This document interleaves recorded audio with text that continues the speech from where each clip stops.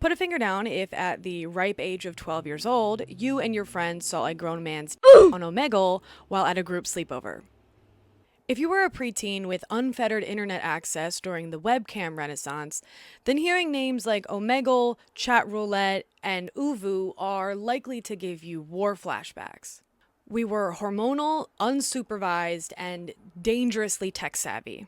Armed with plastic Sony laptops, fluorescent bedroom lighting, and absolutely zero self-preservation instincts. Today we're looking back at the apps that raised us, scarred us, and accidentally made us great at pretending that our webcams were broken. Before we go any further and before I start getting phone calls from my family members, I want to be abundantly clear. I do not blame my parents or anyone's parents for that matter. It was the early 2010s. No adult really had a clue what we were up to online and what kind of dangers could be lurking there. We were bratty, selfish preteens that were rebellious and exceptionally good at hiding things. The internet back then was a completely different beast and vastly different from the internet we know today. There were no real guardrails, no reliable parental controls, and definitely no understanding of what a digital footprint was.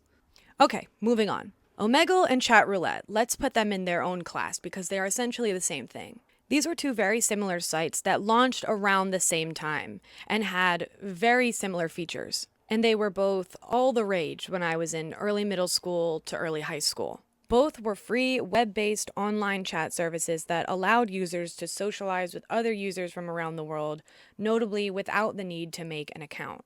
Omegle was launched in 2009 by an 18-year-old American named Leif K. Brooks. Leif? It reminds me of Leaf, right? Leaf, that's his name?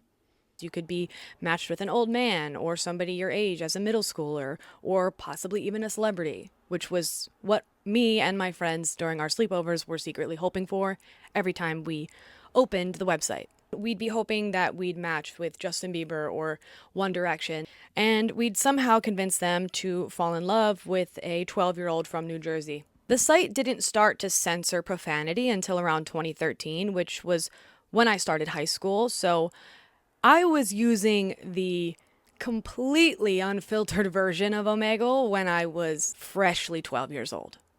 And because of this, users often encountered sexually explicit content, nudity, and even some people committing acts of self-harm on camera. A former user who was a child at the time reported her experience with this site as so many penises.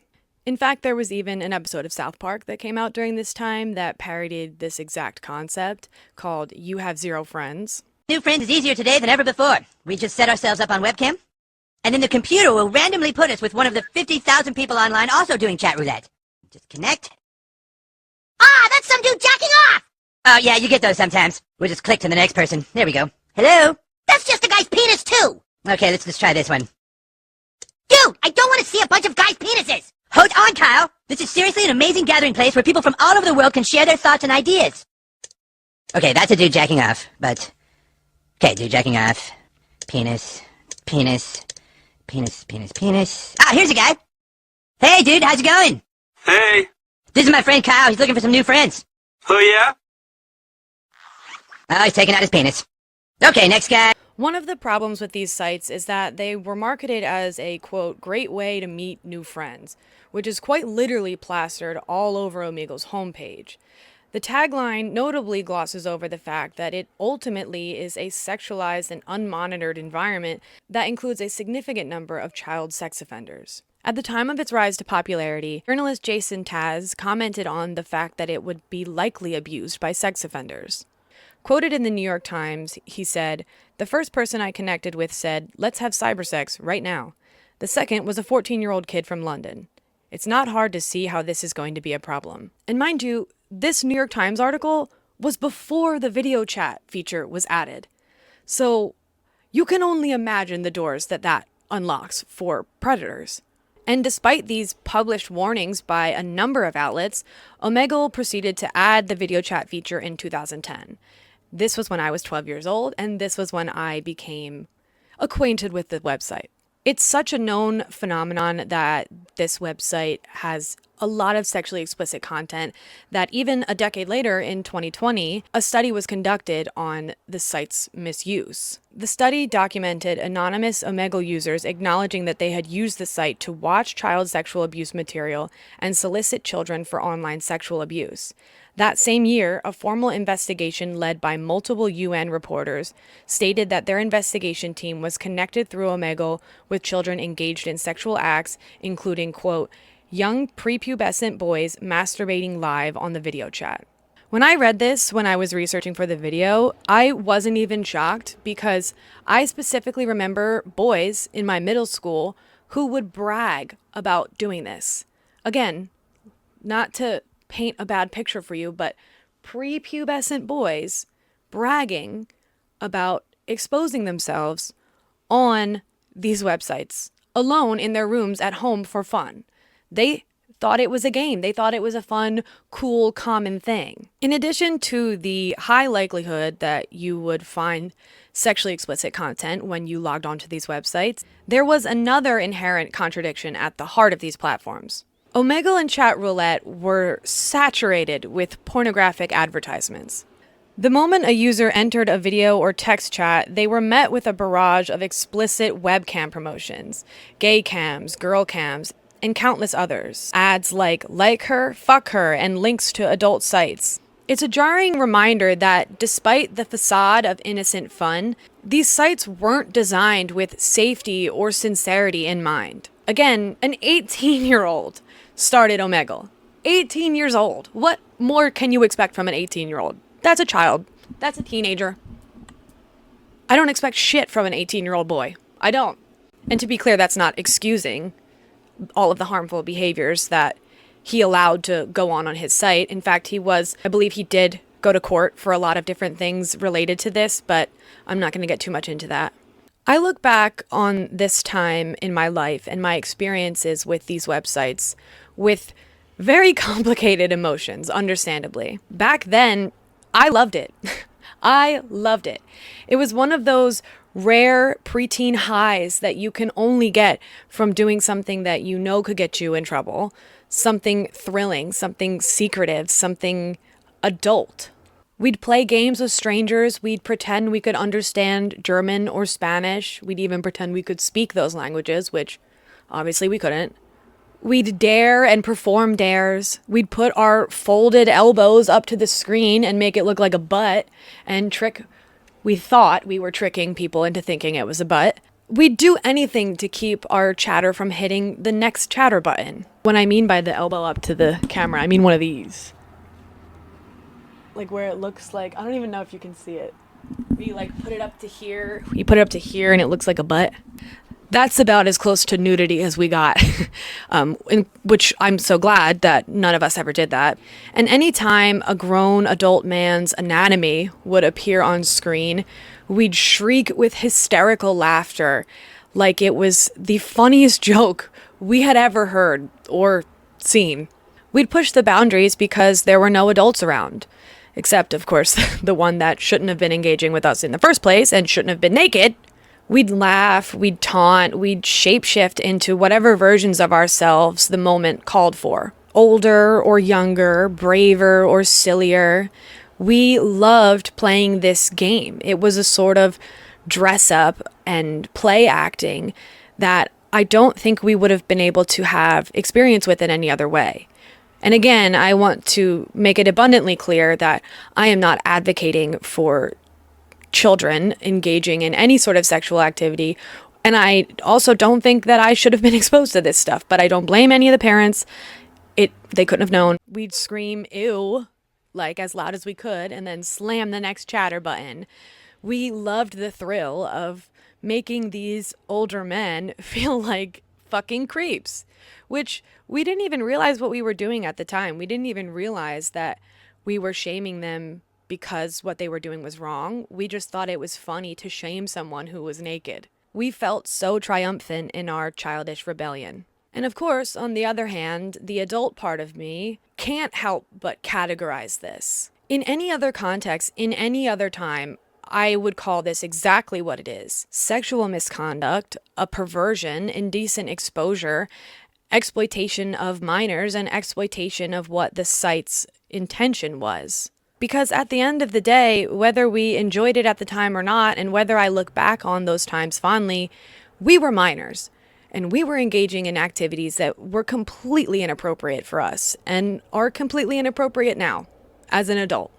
When I talk about sites like Omegle and chatroulette with people my age, it seems that we share this sentiment of having weird mixed feelings about it because we remember fondly the thrill of being in the glow of a computer screen with our friends and sharing that moment and that camaraderie and the thrill of doing something sneaky. Thank God nothing worse happened as a result of this, and thank God we weren't one of the many people who were groomed on these websites or permanently scarred or pressured into doing something that they weren't comfortable with. It's easy to label those memories as reckless and irresponsible. And they were.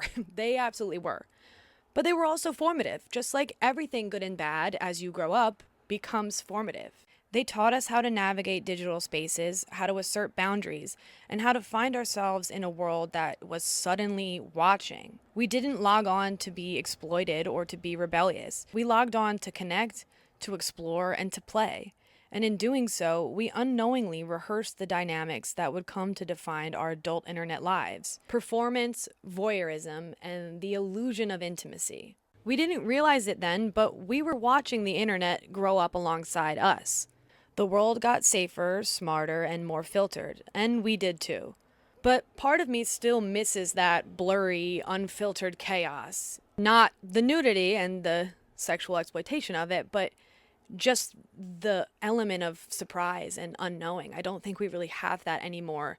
There's nothing organically like that anymore, I don't think, online. I miss that time, not for what we saw, but more for what it represented. A time when the internet felt like a place for discovery, not content. We were quite literally children, kids on the edge of something enormous, reaching out into the dark. And for better or for worse, the dark reached back.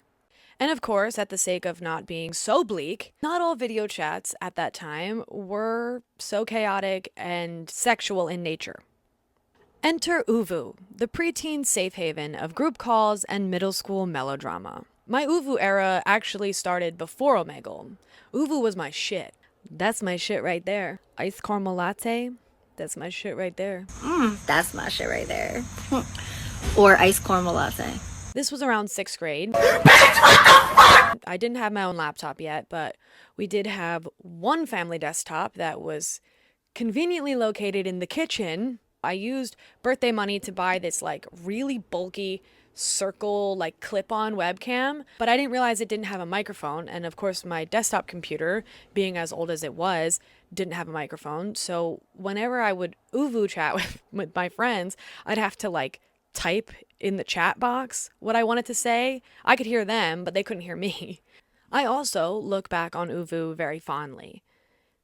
Oovoo was the preteen after-school activity or hangout if you couldn't go over to your friend's house. We'd call our crushes just to see if they'd answer, lie about homework, eat dinner on camera, and dramatically hang up when our parents told us it was bedtime. There was no fear, no filters, no performative delay between feeling and doing. We didn't overthink how we looked or sounded, we just were. We were just putting ourselves out there. Faces on screen. Just real versions of ourselves on display for our friends and crushes and anyone we wanted to talk to. We weren't scared to talk to people. We were just there, online and in real time. But then we grew up. Oovoo faded into irrelevance, swallowed by newer, sleeker social media platforms. With Instagram and Tumblr came a new kind of cool, one that made casual connection feel childish. The glow of our webcams became replaced by this glow of validation that we were seeking. We didn't stop talking, we just stopped seeing each other in the same way. When I graduated college in May of 2020, which was the peak of COVID, might I remind you, I actually had a Zoom University sticker, which was peak humor back then. If you can even imagine it. It's funny because what once was a novelty when I was in middle school became something that would define the end, the very end of my academic experience. I wrote essays, gave presentations, and attended graduation through a 13-inch screen. And now every job I've had post-grad for the past 5 years has been hybrid, so we've been obviously forced to use some sort of video calling feature. Every meeting, brainstorm, one-on-one happens through a lens. Teams, Google Meet, Zoom, it's all just oovoo with a LinkedIn overlay. And even funnier to me, during lockdown, I found myself reliving those same oovoo rituals that I did when I was a kid. Digital parties, digital trivia nights. Friends and I made PowerPoints that we shared through Zoom calls. That was all the rage back then during COVID, which is crazy to think that it was so long ago now. And eventually we grew fatigued of it, but I remember specifically we had a roast, like Comedy Central style roast, with my friend group on Zoom, which is really sweet and adorable when you look back at it, but we were all adults, but it felt eerily familiar. Staying up too late, laughing at frozen faces on the screen, and waving goodbye into a void. It was comforting and sad at the same time, and even now I look back on it with mixed emotions. This recycled version of connection that once felt thrilling was now our necessity, the only means of connection that we could have during lockdown. Reflecting on those early webcam days has made me realize how this tech, this feature, this necessary evil would become completely enmeshed in our everyday lives. What started as innocent curiosity and novelty has become the infrastructure of our social and professional lives. We've evolved from kids pretending to be grown-ups on Omegle and oovoo to grown-ups pretending to not be exhausted and bored out of our fucking minds on Teams calls. Every time I join a Teams meeting from home in my sweatpants, I get this funny, familiar feeling. And that feeling reminds me that life has a funny way of reminding us that, as Adventure Time once put it, everything stays right where you left it. Everything stays, but it still changes. Ever so slightly, daily and nightly. In little ways, everything stays. Thank you guys so much for watching this video. I know I've been flip-flopping back and forth between more technical essays and more pop culture and social analysis type essays, but I think I want to start a mini retrospective series because there's a bunch of things I want to do a retrospective on. I have a bunch of videos that I'm researching for and currently writing scripts coincidingly with one another. I'm looking to do a video on the 40-hour work week and corporate America, and I made a Google form questionnaire type thing that I'll link in the description below. And I'd love if you'd fill it out. It's completely anonymous. You don't even have to be working. You could be a student. You could be in blue collar, white collar, pink collar, anything. I just want to get some input. So if you're interested, I'll put that link in the description. And also just a reminder, I do have a Substack. Wow. But yeah, thank you guys so much for watching another video. I really appreciate all the support. We are 118 strong right now. And